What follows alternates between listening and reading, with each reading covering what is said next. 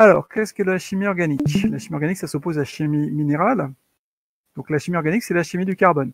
Alors, chimie du carbone, normalement associée avec au moins l'hydrogène, et puis oxygène, azote, et puis quelques autres éléments. Donc on appelle ça la chimie CHON, CHON. Donc, par exemple, si vous prenez du CO2, CO2, il n'y a pas d'hydrogène, donc c'est pas de la chimie organique, c'est de la chimie minérale. CH4, il y a l'hydrogène et du carbone. C'est une molécule de la chimie organique. Bon, la distinction est subtile, hein, mais...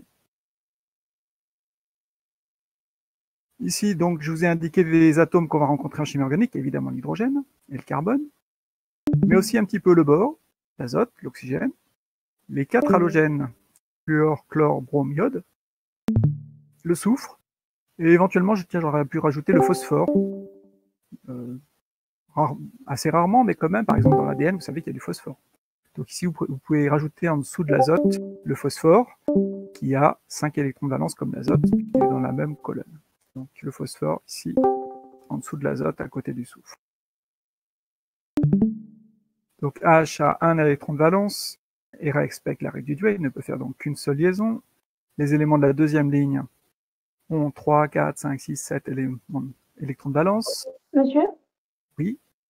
On est plusieurs à voir le stream chargé, mais pas se mettre en place. Ouais, c'est pareil. J'ai pas le stream. Bah, mon écran, il marche normalement. Mon écran de contrôle. Là, vous voyez le haut de la page 1? Oui. Enfin, moi, je vois tout. Ouais. Bon. Donc, ligne 2, octet strict, attention, le carbone ne peut faire que 4 liaisons, l'azote aussi. Donc, on ne peut pas dépasser 8 électrons autour de tous ces éléments. Et puis, à partir des éléments de la troisième ligne, on peut dépasser par hypervalence. Donc, le soufre peut faire 6 liaisons, par exemple. Le chlore peut même en faire 7. Le brome 7, l'iode 7. Voilà. Donc vous devez savoir que l'électronégativité augmente vers la droite sur une ligne et augmente vers le haut dans une colonne, donc augmente en diagonale globalement. Le rayon atomique varie en sens inverse.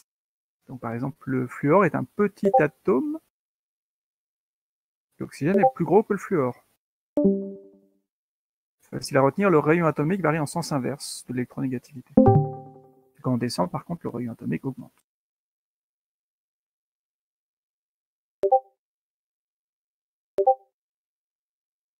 Ok, donc ça c'est les éléments d'atomistique essentiels. Monsieur? Oui. Il y a plein de gens pour qui ça marche pas. Est-ce que vous pourriez relancer, s'il vous plaît? Ouais, on peut essayer, mais avec le risque que ça marche plus du tout pour tout le monde. Alors attendez, je vais essayer de faire. Changer de fenêtre. Alors on va essayer de faire ça. Tac. De revenir ensuite. Ça.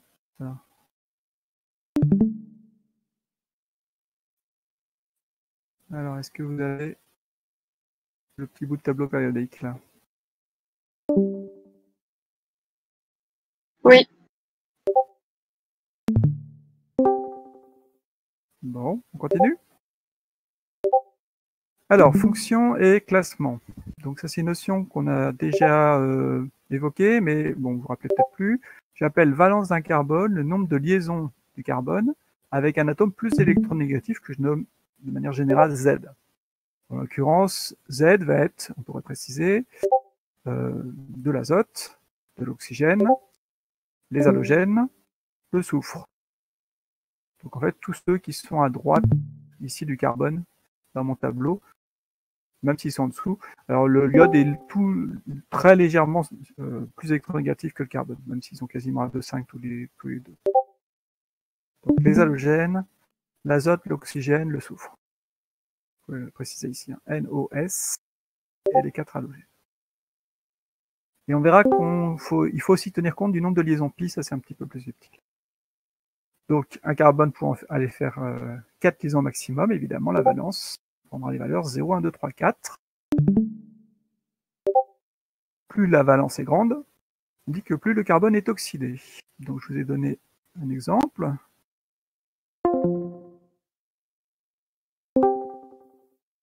chaque carbone. Donc le carbone de gauche, il y a 3 hydrogènes, 1 carbone. Donc ça balance, et ben c'est 0 tout simplement. Celui-là, il y a 1 oxygène par une simple liaison, valence de 1. Celui-là, il y a 1 oxygène, ah oui, mais par 2 liaisons, donc on compte le nombre de liaisons. Donc valence 2. Et enfin celui-là, il y a 2 oxygènes, oui, mais celui-là avec une liaison double, donc il faut compter 2 plus 1, donc 3. Et donc dans cette molécule, vous avez toutes les possibilités. Valence 4, en fait, c'est CO2. Donc c'est plus de la chimie organique. Donc en fait, les molécules de chimie organique, on va avoir une valence entre 0 et 3, en fait. Puis 4 pour le CO2. Donc plus la valence est grande, plus c'est oxydé. Ça, c'est un acide carboxylique. Un acide carboxylique, c'est plus oxydé que cette fonction qui est une cétone. Une cétone étant elle-même plus oxydée qu'un alcool. Et puis ça, c'est pas vraiment une fonction, on appelle ça un groupe alkyle. Donc vous avez ici, petit rappel, on appelle ça un alkyle. En l'occurrence ici un méthyle. Ensuite le CHOH, c'est un alcool. C'est un groupe hydroxyle sur un carbone de valence 1, donc c'est un alcool. Celui de valence 2, c'est une cétone. Donc c'est un groupe carbonyle sur un carbone qui lie à 2 carbones. Et ça, c'est un acide carboxylique. Voilà, donc vous devez être capable d'une molécule simple comme ça, de reconnaître chaque fonction et d'attribuer la valence de chaque fonction. Donc pour ça, on va regarder la feuille des fonctions au verso. Ça, je l'ai déjà commenté, c'est toutes les notions qu'on va utiliser en chimie organique. Vous me dites si ça va pour cette page. Plutôt, vous me dites s'il y a des problèmes. Rappelez.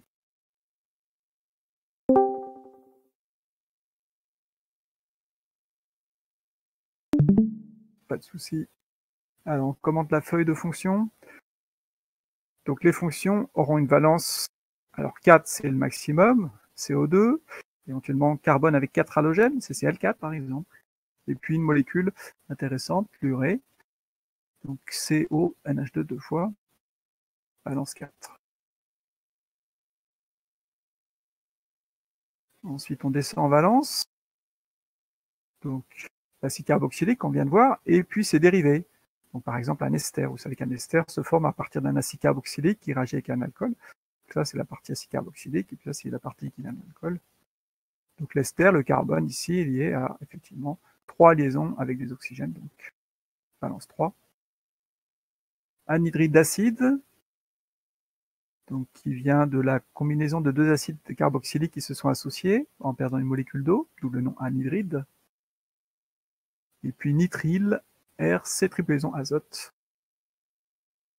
Éventuellement 3 halogènes, CH, Cl3 par exemple.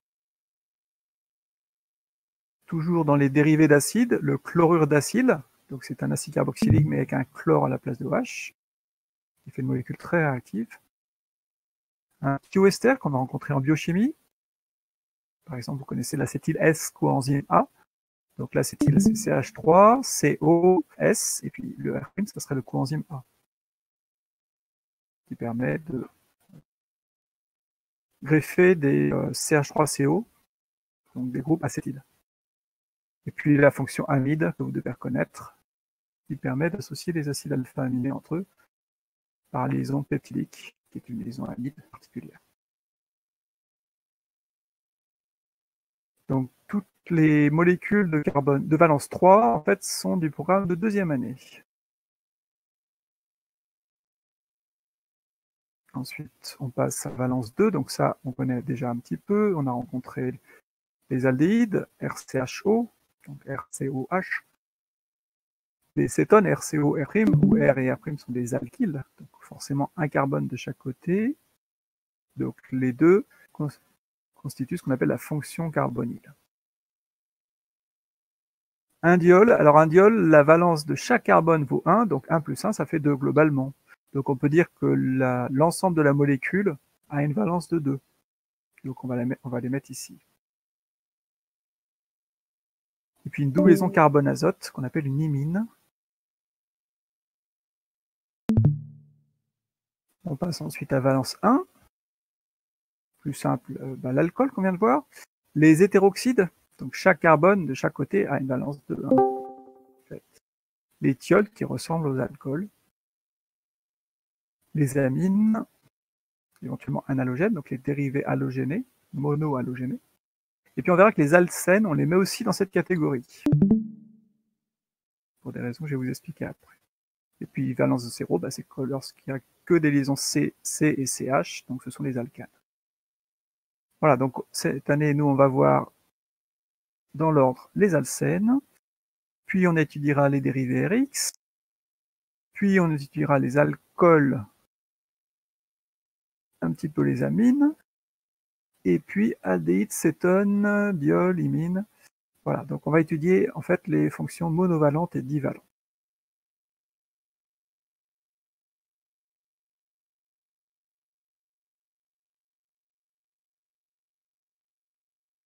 Alors à quoi ça sert la valence? Ça sert d'abord à classer les fonctions. Donc quand vous reconnaissez un carbone de valence 2, vous dites ah bah valence 2 c'est comme un aldéhyde ou comme une cétone. Donc c'est de la famille des aldéhydes cétones, c'est peut-être un aldéhyde caché.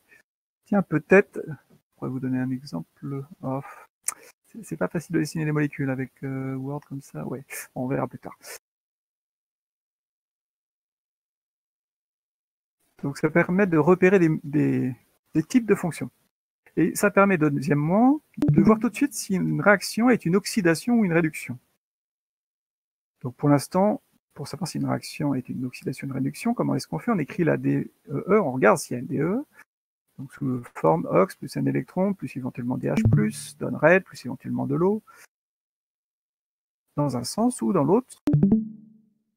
Et on sait qu'une oxydation, c'est une augmentation du nombre d'oxydations, oui d'accord, mais plus simplement c'est une perte d'électrons. Et une réduction, c'est un gain d'électrons. L'oxydant gagne des électrons, donc il réduit, donc la réduction c'est vers la droite, et l'oxydation c'est vers la gauche. On peut préciser ici, OX plus un électron, donc c'est la réduction, gain d'électrons, et l'oxydation c'est vers la gauche. La réduction c'est la formation du réducteur. L'oxydation c'est la formation de l'oxydant.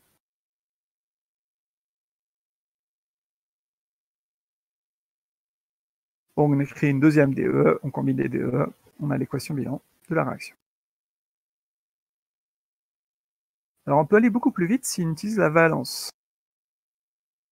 Plus la valence est grande, plus c'est oxydé. Donc une augmentation de la valence, c'est une oxydation. Une diminution de la valence, c'est une réduction. Et si la valence ne bouge pas, c'est pas une oxydation, ni une réduction, c'est un autre type de réaction. Par exemple, juste un échange de protons, une réaction acido-basique, ou autre. Toutes les réactions en chimie organique ne sont pas des oxydations et des réductions. Allons-y pour un exemple. Alors ici, vous avez un alcool, carbone de valence 1. Ici, un aldéhyde, valence 2. La valence augmente, c'est une oxydation. Pas besoin d'écrire les DE. Donc je sais que pour faire cette réaction, j'ai besoin de quelque chose qui réalise une oxydation, autrement dit d'un oxydant. Donc je vais aller chercher un oxydant. Alors d'abord on va écrire la DE. Donc on écrit la molécule de gauche, la molécule de droite, on voit que les carbones c'est équilibré, ensuite on équilibre les oxygènes, c'est équilibré, ensuite les hydrogènes, il y en a 6, il y en a 4, il m'en manque 2 à droite, 2 H+, à gauche il n'y a pas de charge, donc à droite je dois ajouter 2 électrons. D'une perte d'électrons, c'est bien une oxydation lorsqu'on va vers la droite. La valence augmente et on perd des électrons. La valence augmente de 1 en perdant 2 électrons. Donc en chimie organique, on va voir que les électrons entre molécules organiques s'échangent toujours par paire, puisque la valence augmente de 1, échange de 2 électrons, la valence augmente de 2, échange de 4 électrons, etc. Est-ce que vous pouvez me proposer un oxydant pour faire cette réaction? Qu'est-ce que vous connaissez comme oxydant?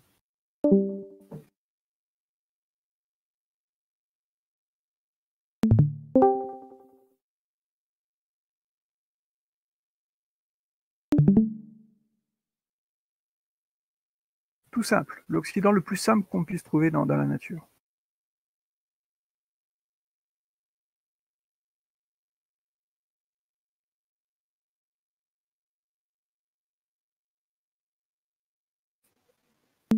Ah non, H2O, c'est pas un bon oxydant. Et heureusement, parce que vu qu'on est sans arrêt dans l'eau, etc., ça oxyderait tout. Alors c'est vrai que ça peut s'oxyder. Ça peut se réduire l'eau en H2. Donc H2O est un oxydant, mais un mauvais oxydant. Je voudrais un oxydant un peu plus puissant que H2O. NADH+, Ah non, ça c'est un réducteur, ça.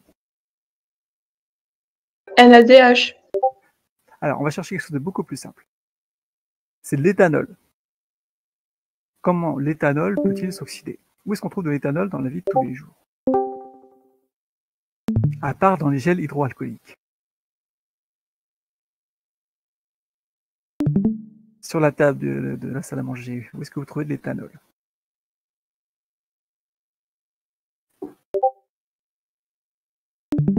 Dans le vin? Dans toutes les boissons alcoolisées, dont le vin.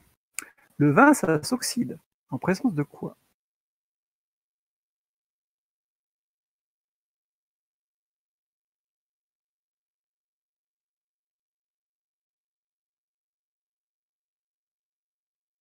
Vous savez que si vous ouvrez une bouteille de vin, que vous partez 15 jours, vous revenez, vous avez quoi dans votre bouteille? C'est toujours buvable? Vous n'avez peut-être jamais fait l'expérience. Du vinaigre? Du vinaigre. Autrement dit, ça s'est oxydé. Qu'est-ce qui a oxydé l'éthanol? Le dioxygène? Ben voilà un oxydant. C'est le dioxygène de l'air, tout simplement. Donc O2 donne 2H2O, donc j'ai besoin de 4H, donc 4H+, donc 4 électrons. Voilà, ça c'est quand même un meilleur oxydant que H2O.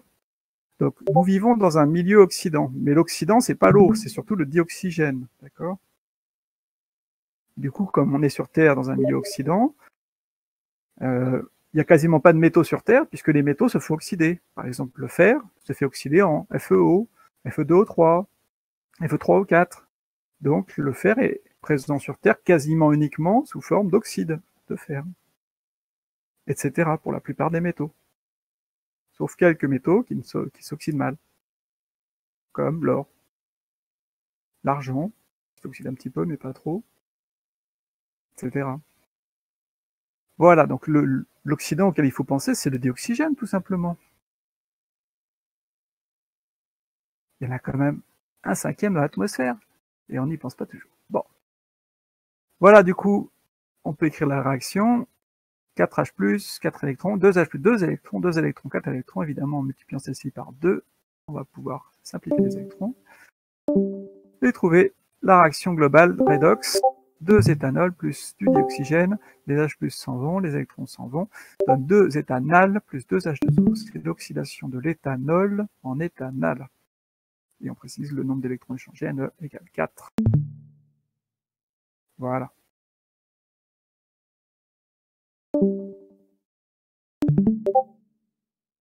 Donc on s'aperçoit qu'un échange de 2 électrons correspond à une variation de 1 unité de valence. Si on a une oxydation, la valence augmente de 1 avec perte de 2 électrons. Si on a une réduction, la valence diminue de 1, alors un gain de 2 électrons.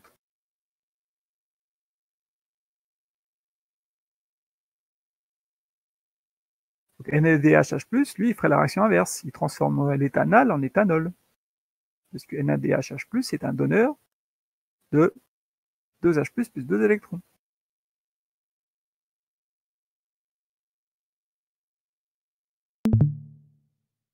Ça va?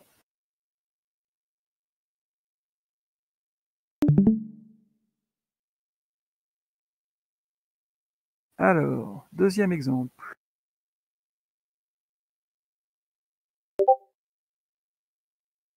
Je suis reparti de l'éthanol, mais cette fois-ci, je vais jusqu'à CH3COOH, donc valence 3.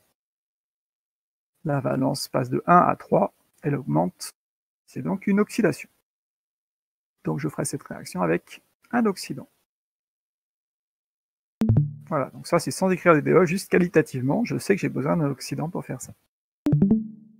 Maintenant, si je veux le faire proprement, trouver la réaction globale, l'équation bilan, J'écris l'ADE. Donc l'éthanol donne l'acide éthanoïque. Je regarde, j'ai 6H, pardon, j'ai un oxygène. J'en ai 2, donc j'ai besoin d'un oxygène, donc H2O. Donc du coup, j'ai 8H, j'ai 4H, donc je libère 4H+. Et pour équilibrer les charges, 4 électrons. Donc vérifions, la valence augmente de 2, on perd 4 électrons en augmentant la valence de 2, c'est ce que je vous ai dit tout à l'heure. Une valence qui augmente de 1, on perd 2 électrons. Donc là, c'est bien cohérent. Comment réaliser ça? Par exemple avec du dioxygène. Et on s'aperçoit que le nombre d'électrons étant le même, il suffit de faire la somme des deux pour avoir la réaction.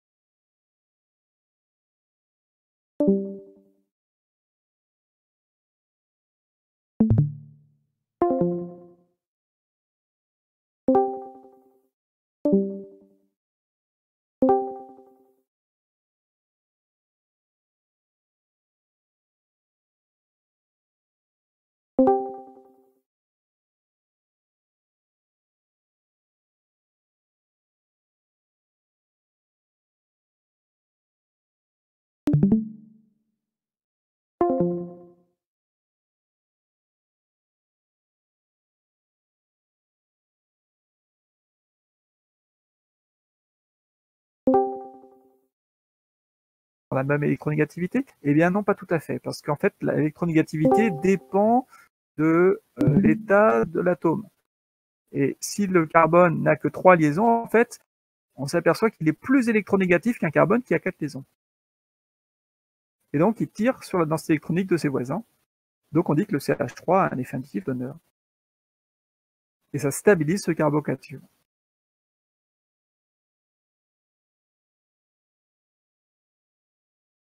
Donc, on verra un petit peu plus tard l'échelle qualitative, en considérant que les hydrogènes n'ont quasiment pas d'effet inductif, constituent 0 de l'échelle. Et ensuite, on classe les groupes. Est-ce qu'ils donnent par rapport à l'hydrogène ou est-ce qu'ils prennent par rapport à l'hydrogène?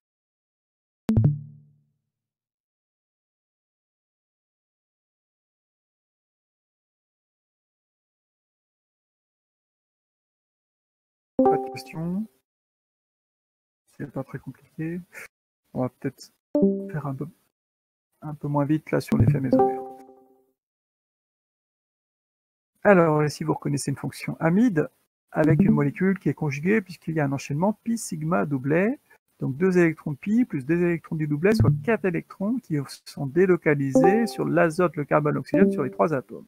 C'est-à-dire qu'ils sont à la fois là et à la fois là, qu'on représente avec la forme mésomère. Le doublet vient faire une pi, la pi vient faire un doublet sur l'oxygène. Et donc on a 2 formes mésomères et la réalité est intermédiaire, à peu près au milieu. Donc c'est-à-dire que la liaison carbone-azote a un caractère de double liaison. Donc on voit que lorsqu'on écrit la forme mésomère, l'azote donne de la densité électronique et le groupe carbonyle reçoit. Donc on dit que cette partie-là, avec le groupe carbonyle, R1CO, a un effet mésomère accepteur, moins M, il tire, il appauvrit son voisin, et lui a un effet donneur, plus M, il enrichit son voisin.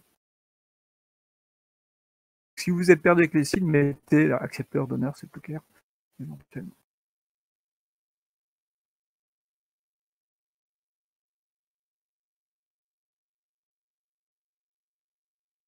Alors, je vous ai proposé de compléter ça. Alors, je vous ai mis les doublets sur le chlore pour qu'on voit bien l'influence du chlore. Donc, le chlore a 7 électrons de valence, soit 3 doublets non liants, et puis le 7e sert à faire une liaison covalente avec le carbone. Ok. Chaque carbone a 4 liaisons. Si vous avez un doute, vous détaillez la structure de Lewis. Et je regarde l'effet mésomère du chlore. Donc, le chlore, doublet non liant sigma pi. On a donc un enchaînement de la conjugaison avec 4 électrons délocalisés. Donc, le doublet non liant du chlore, un seul seulement, et la pi, 4 électrons qu'on peut basculer. Le doublet non liant va faire la pi vient faire un doublet non liant sur le carbone. Si je détaille la structure de Lewis pour qu'on voit bien, donc ça fait un C-, un carbanion. Pourquoi un C-? Parce qu'il a l'octet, ça c'est bon. Et puis il a 2 électrons propres, le doublet, plus 3, 4, 5, un pour chaque liaison covalente, 5 électrons propres par rapport à 4. Il a un bien moins. Okay. Celui qui récupère la densité électronique, logiquement, devient moins. Celui qui donne devient plus. Donc on dit que le chlore a un effet mésomère donneur vis-à-vis du reste de la molécule. Donc on dit qu'il est plus ami, il enrichit le reste de la molécule.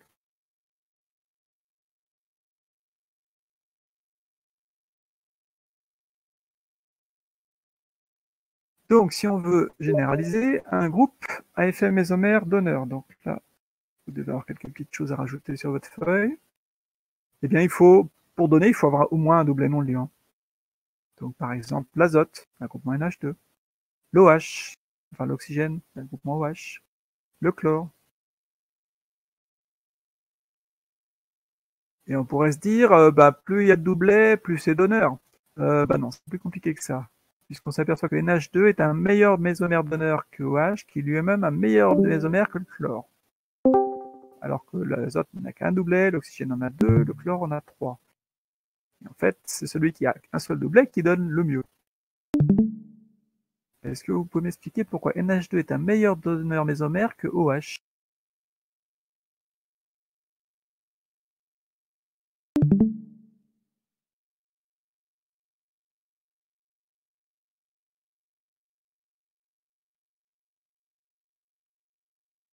L'azote donne plus facilement son doublet que l'oxygène. L'oxygène est plus électronégatif. Et voilà, c'est ça, c'est l'électronégativité. Donc comme il est plus électronégatif, il a moins envie de donner, il a moins tendance à donner son doublet, même s'il en a 2. Alors on pourrait se dire, ah oui, mais le chlore, il est moins électronégatif que l'oxygène, donc il devrait mieux donner que l'oxygène. Ah, donc c'est pas si simple que ça. Il n'y a pas que l'électronégativité qui rentre en compte. Il y a aussi la possibilité de faire une double liaison. Et on s'aperçoit que le chlore n'aime pas beaucoup faire les doubles liaisons. Donc il donne pas facilement son doublet. Donc il y a 2 arguments. Il y a l'électronégativité. A priori, si on est moins électronégatif, on donne plus facilement son doublet. Mais il y a aussi la capacité à former des doubles liaisons. Donc c'est pas si évident que ça, le classement.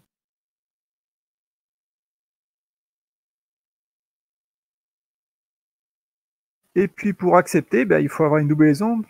Souvent, c'est des liaisons CO qui acceptent de la densité électronique et l'oxygène récupère le doublet. Ici, c'est un groupement qu'on va appeler... ça serait un acétyl si c'était CH3. Je cherche le nom générique, je ne retrouve plus. On va dire un groupe cétone. Un ester ici, et puis ça, on appelle ça le groupement nitro, NO2.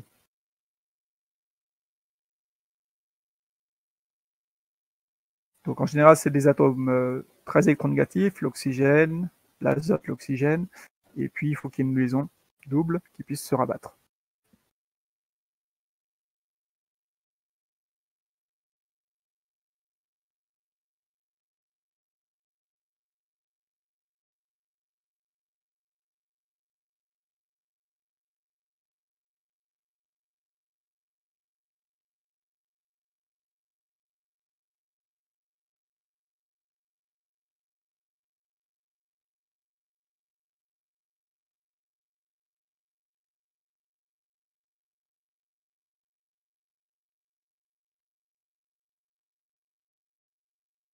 C'est bon pour la page 5.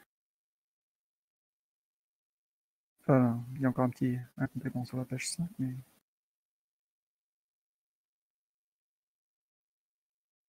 Alors maintenant, on va voir la coexistence des deux effets. Donc j'ai pris l'exemple de cette molécule avec ici une liaison CC et puis un groupement hydroxyle sur un des deux carbones. Alors il y a un effet inductif, on pourra préciser, l'effet I. Ah ben, je l'ai mis après, pas la peine. Donc l'effet inductif, l'oxygène est plus électronégatif que le carbone, donc il a un effet inductif attracteur.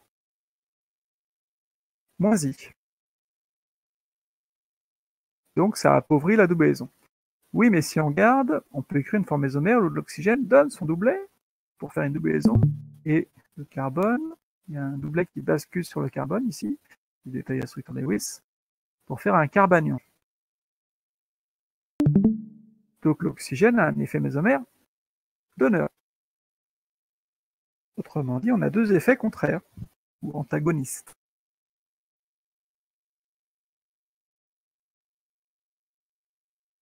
Alors, quel est l'effet le plus important? Est-ce que c'est l'effet inductif ou mésomère? On pourrait dire que l'oxygène est très électronégatif, donc il doit avoir un gros effet inductif attracteur. Oui, mais expérimentalement, on s'aperçoit que cette forme mésomère a un poids non négligeable. Donc ici, on a un caractère de carbanion. Il y a un delta moins, effectivement, sur le carbone qui est là. Donc on peut dire que la double liaison est enrichie globalement en électrons et l'oxygène appauvri. Donc l'effet mésomère est très important et on considère qu'il est prépondérant sur l'effet inductif. Donc ça, c'est une règle. En cas d'effet contraire inductif attracteur, l'effet mésomère l'emporte sur l'effet inductif.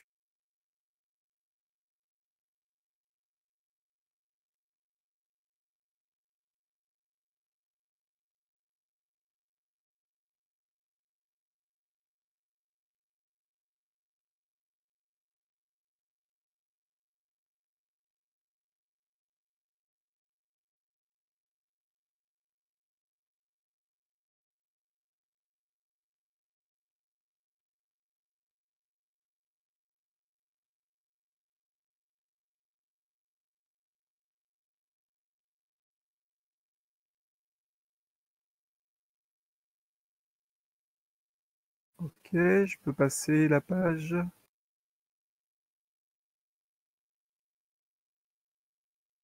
Vous me dites si vous avez encore besoin d'un tout petit peu de temps, sinon.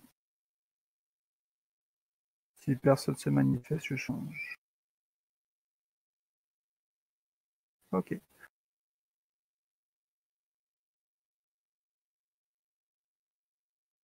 Alors la page 6, donc c'est une échelle qualitative d'effets inductifs. Vous n'avez pas à connaître tout ça, je vous rassure. Vous devez juste pouvoir me dire est-ce qu'il est attracteur ou donneur. Donc si on est plus électronégatif que le carbone, bah, c'est attracteur. Donc par exemple le fluor est très électronégatif, il a un gros effet inductif attracteur. Plus que le chlore, plus que le brome, bah oui, parce que l'électronégativité augmente vers le fluor. L'azote a un effet inductif attracteur plus faible parce qu'il est peu électronégatif, il a une électronégativité de 3, l'oxygène de 3,5 et le fluor de 4. Vous voyez, ça suit l'électronégativité, grosso modo. Les groupements donneurs, ce sont les alkyles. Donc c'est H3, et plus il y a de carbone, plus c'est donneur. Qui s'ajoute. Donc là, il y a un effet inductif, là, il y a un effet inductif un peu plus gros. Là, il y a les effets inductifs des CH3 qui s'ajoutent. Donc on peut mettre une double flèche ici, et puis ça s'ajoute encore. Les effets mésomères, on vient de voir. Pour être donneur, il faut avoir un doublet non-luant. Donc tous ceux qui ont un doublet non-luant sont a priori donneurs. Ça dépend de l'électronégativité, mais pas seulement. Ça dépend aussi de la facilité avec laquelle on peut former une double liaison. Et les attracteurs doivent tous avoir une liaison pi, éventuellement une lacune électronique, et en général avec des atomes très électronégatifs, oxygène, azote. Donc, je vous rassure, on n'est pas à connaître tous ces ordres. Ok, on commence maintenant la partie réactivité. Donc le but, lorsqu'on aura fini cette partie, c'est de regarder une molécule et de se dire « Ah, mais je sais comment elle va réagir ». Plus sa tête, elle pourra forcément faire ça. Donc dans la réactivité, il y a d'abord, est-ce que c'est un acide ou une base? Vous savez ce que c'est qu'un acide ou une base? Donc un acide, il faut une liaison AH polarisée, donc un H delta+, donc un H plus libérable, avec le doublet qui se rabattra sur A, et du coup un départ de H+. Et la base, elle, doit avoir un doublet non-liant qui va venir pouvoir capter H+. Je vous ai rappelé ici la définition du cas, c'est la même qu'en solution aqueuse, sauf qu'on ne met pas forcément H2O parce qu'on n'est pas forcément en milieu aqueux.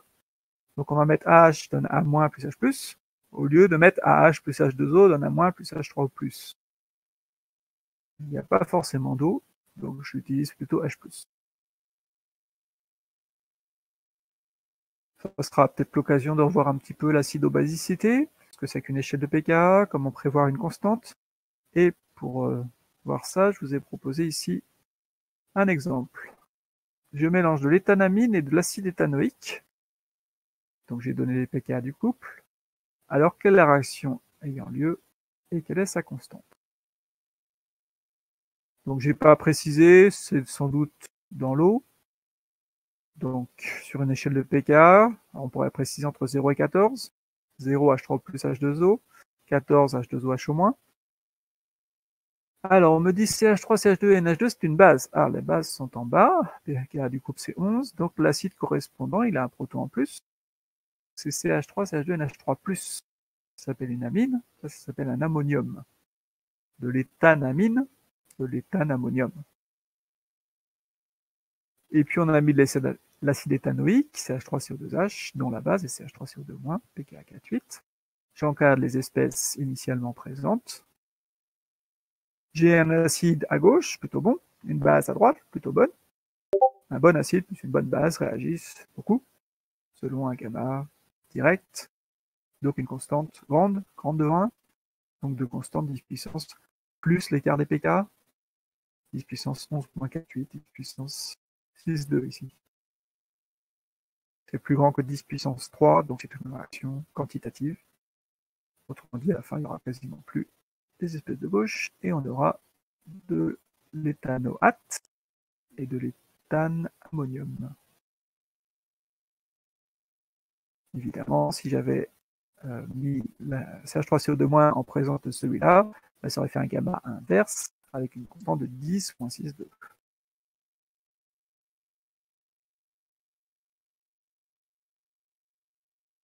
Et puis je remets un petit bonus, je vous mets le mécanisme de la réaction acido-basique. Donc je détaille la structure de Lewis, de CH3CO2H, avec le H acide, oui, le H qui est un oxygène, on appelle ça un oxoacide, donc H delta+. De l'autre côté, j'ai une base, oui, parce que l'azote a un doublet non-liant. Donc le doublet non-liant vient capter le H+, donc on met une liaison pour montrer que l'azote se lie à l'hydrogène, et on bascule le doublet vers l'oxygène pour donner un O-. C'est le mécanisme au niveau moléculaire, et on obtient NH3+, de l'éthanammonium et de l'éthanoate. Donc on va voir qu'il y a beaucoup de réactions dans les mécanismes de chimie organique qui sont tout simplement des réactions d'échange de protons, donc une réaction acido-basique au sens de Bronsted.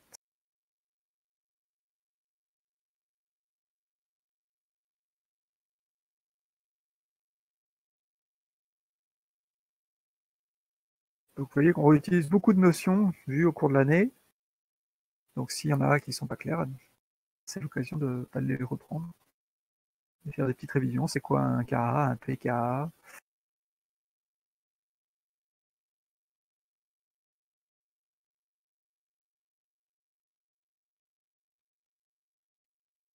Alors, échelle de pKa. Donc on a vu pour l'instant l'étude des solutions aqueuses, et dans ce cas-là, on était limité en pKa entre 0 et 14, qui étaient les couples de l'eau. Et on avait vu qu'un couple dont le pKa était plus petit qu'H3+, en fait, on ne pouvait pas le mesurer dans l'eau. On appelait ça un acide fort, et on disait que l'eau nivelait les acides forts. Donc dans l'eau, tous les acides forts se comportent de la même manière, ils réagissent totalement, et il n'y a pas de pKa définissable. Et inversement, au-dessus d'H-, toutes les bases sont fortes.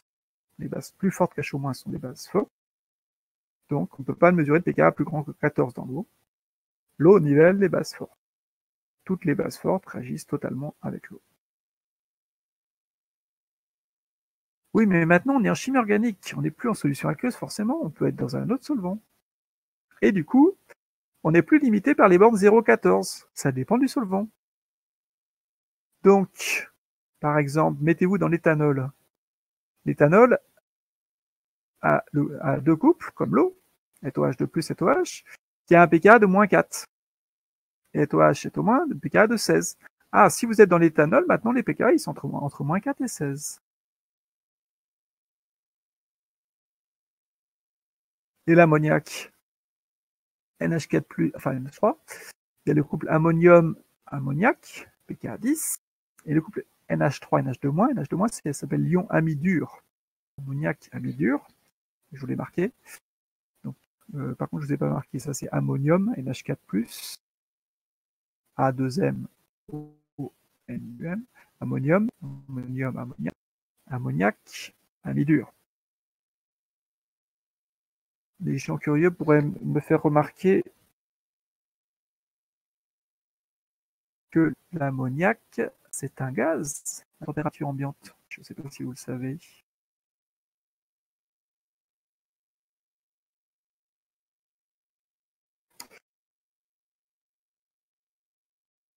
Ah.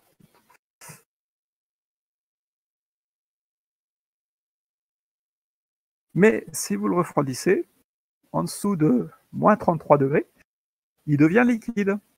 Et du coup, vous pouvez l'utiliser comme solvant, évidemment, en contrôlant la température. Et en faisant très attention, puisque quand il devient gazeux, c'est un gaz toxique et mortel. Donc travailler avec le solvant ammoniac, c'est pas forcément très évident. Bon, ce qui est sûr, c'est que le pKa, maintenant, il passe entre 10 et 38. Donc on va pouvoir former des espèces de pKa très bizarres. Du coup, je vais généraliser. En utilisant plein de solvants différents, je vais pouvoir construire une échelle de pKa, que j'appelle l'échelle généralisée, dont les limites sont à peu près moins 12 à gauche et à peu près 50 à droite. C'est à peu près parce que ça devient très difficile à mesurer. Et après, on extrapole pour comparer avec l'eau. Donc, les valeurs de pKa sont pas très très fiables. Vous ouvrez des bouquins différents, vous trouvez des pKa différents pour les mêmes espèces. Donc, les pKa deviennent un peu approximatifs. Bon, ce qui est sûr, c'est que si vous arrivez à trouver un solvant approprié, bah maintenant vous pouvez mesurer le pKa de l'acide sulfurique et vous trouvez que c'est moins 9. Donc vous voyez que l'échelle de l'eau 0,14, en fait, elle est très très limitée, mais en fait, on peut travailler beaucoup à gauche et à droite en utilisant d'autres solvants. Donc ne soyez pas étonnés en chimie organique, quand vous verrez un pKa de 38, c'est simplement vous n'êtes pas dans l'eau. Et un pKa négatif, c'est pareil, vous n'êtes pas dans l'eau. Par exemple, vous voulez faire un alcoolate, la base conjuguée d'un alcool, pKa 16. 16, bah, ça n'existe pas dans l'eau. Ça n'existe pas dans l'eau, donc on va le fabriquer, mais il faudra se mettre dans un solvant différent de l'eau. Puisque si vous mettez ça dans l'eau, l'eau nivellera la base forte, autrement dit la détruira. Selon la réaction, l'eau plus la base forte donne H- plus l'éthanol. Donc l'éthanolate ne peut pas coexister avec l'eau. Mais par contre, vous pouvez le fabriquer dans un autre solvant. Bah, par exemple, dans l'éthanol, tout simplement. Parce que l'éthanolate plus l'éthanol, bah, ils ne feront rien ensemble. Ici, ils peuvent s'échanger un proton, mais ça redonne éthanolate plus éthanol. CH3, CH2O- plus CH3, COH2OH redonne la même chose. Donc, on peut fabriquer de l'éthanolate dans de l'éthanol.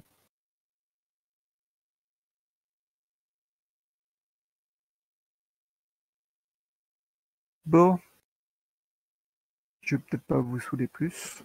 8 pages, déjà pas mal.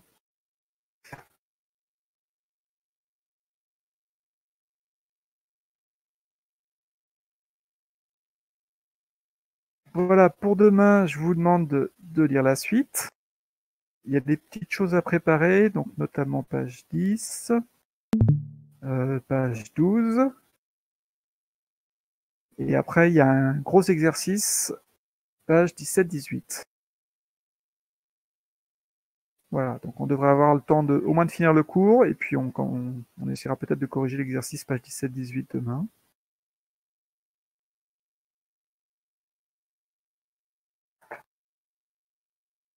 Et sinon, on s'arrête là.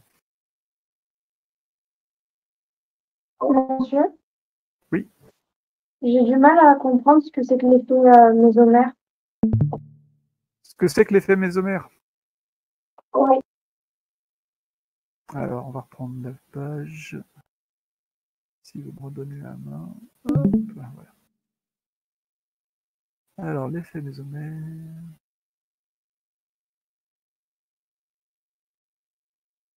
Donc, c'est dans une molécule, on coupe artificiellement la molécule en deux, et en gros, on regarde le groupe OH. Le groupe OH a quel effet inductif sur le reste de la molécule? Donc, l'oxygène est plus électronégatif, donc il attire les électrons de la liaison CO, donc les liaisons polarisées, vers l'oxygène. Donc, il appauvrit le reste de la molécule par effet inductif attracteur. Mais en même temps, par effet mésomère, il peut basculer un doublet vers le carbone, donc il enrichit par effet mésomère. Donc l'effet mésomère, là, c'est la capacité soit à enrichir, soit à appauvrir le reste de la molécule lorsqu'on écrit des formes mésomères. Enrichir en électrons? Enrichir, bah ici, les carbones en l'occurrence. Donc je m'aperçois que par effet mésomère, les carbones qui sont là, il y en a un qui porte une charge moins. Autrement dit, qui est riche en électrons, on verra que ça s'appelle un nucléophile. Donc l'oxygène rend ce carbone nucléophile par effet mésomère. D'accord. Et bon, on en reparlera plus tard, donc si c'est pas tout à fait compris maintenant, on aura l'occasion de reposer la question.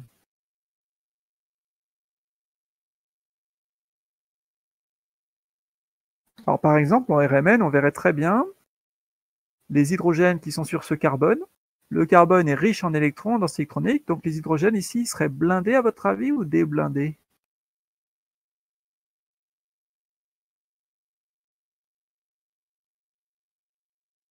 Vous vous rappelez, lorsque les hydrogènes sont dans un environnement avec beaucoup d'électrons, ils sont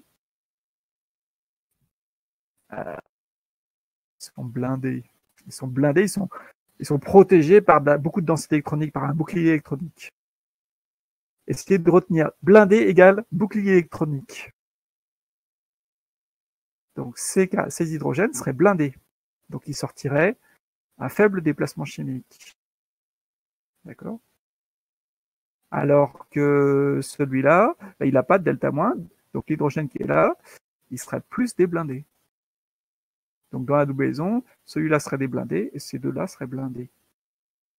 Donc sortirait plus à droite, ça a un déplacement plus faible, et le CH, le H, sortira à déplacement plus fort. D'accord? Donc blindé égale fort bouclier électronique. Donc forte densité électronique.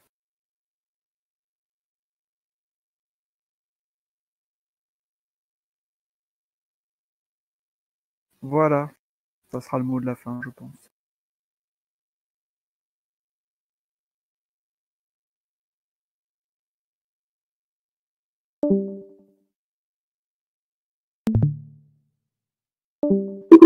Au revoir. Au revoir. Merci. Au revoir. Au revoir.